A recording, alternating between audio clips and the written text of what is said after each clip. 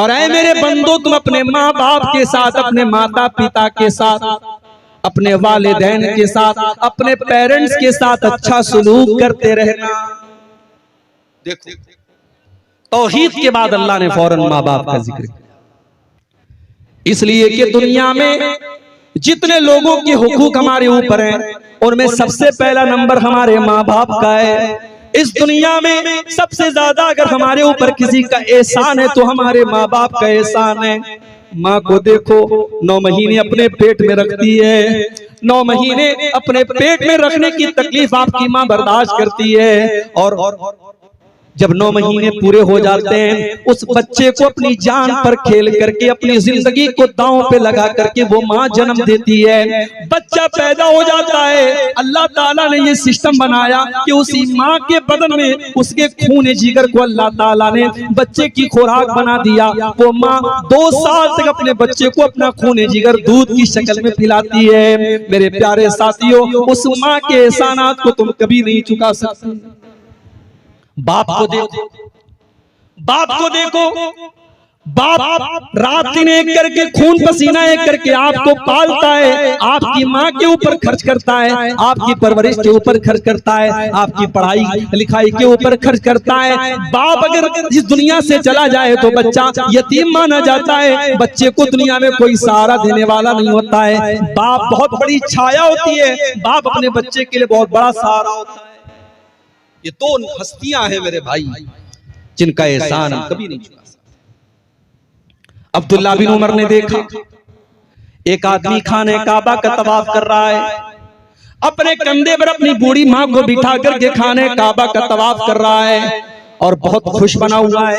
जब उसने तवाफ को कंप्लीट कर लिया, 7 चक्कर उसने खाने काबा के लगा लिए, अपनी माँ को कंधे पर बिठा करके उसने तवाफ करा लिया, उसने उमरा करा लिया, उसने हज कंप्लीट कर लिया। अब्दुल्ला बिन उमर के ऊपर नजर पड़ी, कहता है कि अब्दुल्ला इब्न उमर, आज मैंने अपनी माँ का हक अदा कर दिया। मेरी माँ ने मेरे ऊपर जो एहसानात किए थे, अब्दुल्ला इब्न उमर, आज मैंने अपनी माँ के उन एहसानात को चुका दिया, आज मैंने अपनी माँ के एहसानात का बदला उतार दिया। अब्दुल्ला बिन उमर कहते हैं, वला वला ज़फ़रतन मिन ज़फ़रात उम्मिका, अरे तेरी माँ ने जब तुझे जन्म दिया था, तेरी माँ के मुंह से जो चीख की आवाज निकली थी, तेरी माँ जो चिल्लाई थी, अभी तो तूने उस आवाज का भी हक अदा न किया, अभी तो तूने अपनी माँ की चीख का भी हक अदा नहीं चुका सकते। हमारा न माँ के एहसानात का बदला चुका सकते, न बाप के एहसानात का बदला चुका सकते। इसीलिए अल्लाह ताला अपनी तौहीद का ऐलान करने के बाद दूसरा हुक्म क्या दे रहा है, वह बिल वालिदैन इहसाना, अपने माँ बाप के साथ मरते दम तक भलाई करते रहो।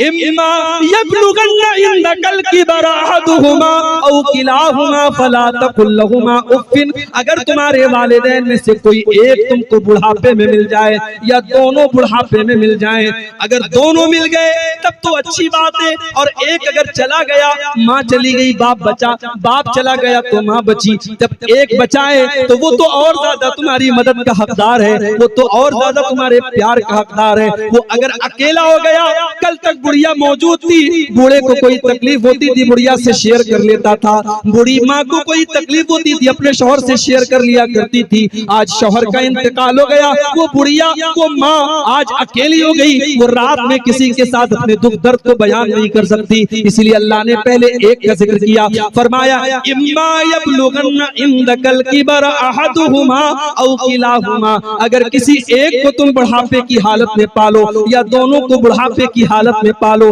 फला तकुल लहुमा उफ़्फ़िन, तो खबरदार अपनी बूढ़ी माँ को, अपने बूढ़े बाप को तुम कभी उफ भी मत कहना, उफ भी मत कहना। अरबी जबान में किसी को तकलीफ पहुंचाने के लिए सबसे हल्का अगर कोई लफ्ज है, उफ है। अल्लाह ने कहा कि उफ भी मत कहना, यानी तकलीफ पहुंचाना, उनसे बदतमीजी करना, उनकी आंखों में आंसू लाना तो बड़ी दूर की बात है। तुम्हें अपनी जुबान से कोई ऐसा लफ्ज भी नहीं निकालना है जिससे तुम्हारी माँ को तकलीफ पहुंचे, तुम्हारे बाप को तकलीफ पहुंचे। यहां एक बात की और वजाहत कर देता, जरूरी नहीं है हर मसले में माँ बाप सही हो, माँ बाप की जिद गलत भी हो सकती है, माँ बाप का फैसला गलत भी हो सकता है।